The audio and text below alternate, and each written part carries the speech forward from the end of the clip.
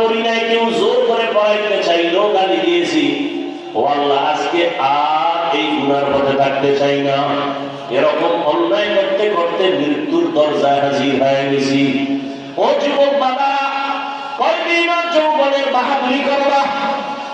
কয়দিন বুড়া হইয়া মরার গ্যারান্টি নাই। এমন একটা দিন নাই যে যুবকের লাশ দেখা যায় না। পানির নিচে, গাড়ির নিচে, ঘুমের বিছানায় যুবকের লাশ, মহামারী করোনায় যুবকের লাশ। ও আল্লাহর বান্দারা, এখনো তওবা করে নাও। স্কুলে পড়ো, কলেজে পড়ো, চাকরি করো, ব্যবসা করো, আর নামাজ ছাড়বা না, দাড়ি কাটবা না, বেপরদায় চলবা না। মা বাবার দোয়া নিয়ে, শিক্ষকের দোয়া নিয়ে, উলামায়ে কেরামের পরামর্শ নিয়ে, নবীজির আদর্শ মেনে চলবা। বৃদ্ধ বাবাজিরাও তওবা করেন, মা বোনেরাও তওবা করেন। আর নামাজ ছাড়বেন না, বেপরদায় চলবেন না, মোবাইলে সময় নষ্ট করবেন না, স্বামীর মাল খেয়ালত করবেন না, আল্লাহর মহব্বত নিয়ে চলবেন। সন্তানটাকে আদর্শ সন্তান বানাবেন।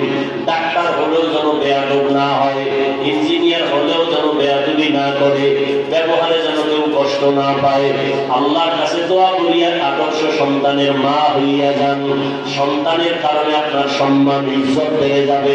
সন্তান ডাক্তার হলেও কোরআন করবে, মা বাবার জন্য দোয়া করবে। ও আল্লাহর বান্দারা, আল্লাহর কাছে তওবা করে মরিয়া গেলে যাবো আর নামাজ ছাড়বো না, দাড়ি কাটবো না, বেপরদায় চলবো না, জাহান্নামের আগুনের গরম সহ্য করা যাবে না। নবীজির সুন্নাত অনুযায়ী চলবো, উলামায়ে কেরামের পরামর্শ দোয়া নিয়ে চলবো। তওবা করার মতো যদি কারো অন্তর তৈরি হয়, মুনাফিকি না থাকে, খাঁটি তওবার নিয়ত যাদের আছে, দুটো হাত আল্লাহকে দেখাইয়া দাও। আয় আল্লাহ, হাতগুলো কবুল করে নেন, তওবা কবুল করে নেন।